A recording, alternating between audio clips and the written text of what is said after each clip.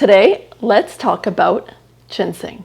I've got American or Canadian ginseng. This is the fresh version, and this is the dried flaked version. This is very different from Korean ginseng, even though they look very similar.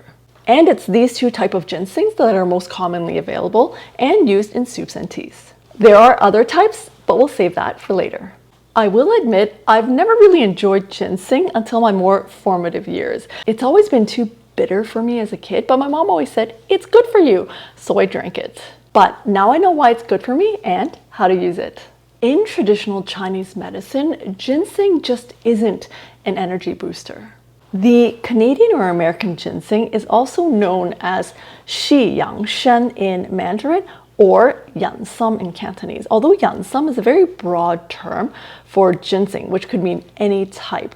And it's called Yan as in person because sometimes it looks like a person. See the arms and the legs.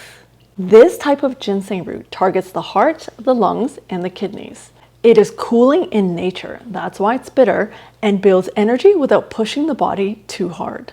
This means it strengthens qi or energy and generates fluids, or yin, while clearing dryness and heat that's created as a result of yin deficiency, not excess heat. So the analogy is like your house's internal cooling system is broken, and so it's just uncomfortably warm and dry on the inside.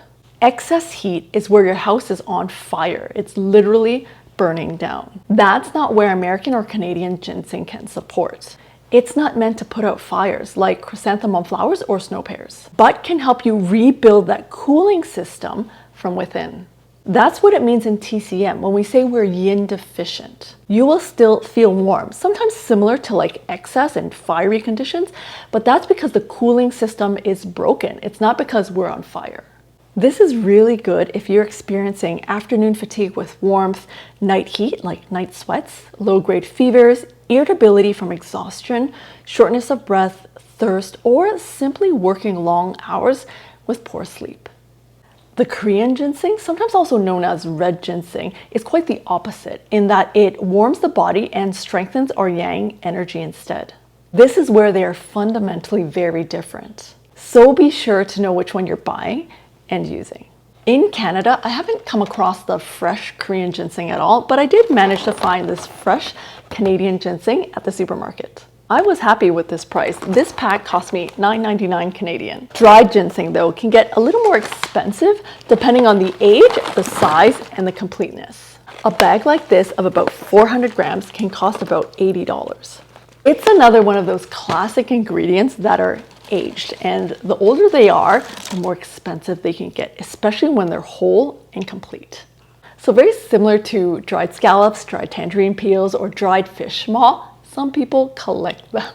The most common way though to find American or Canadian ginseng is dried, flaked, shredded, or powdered.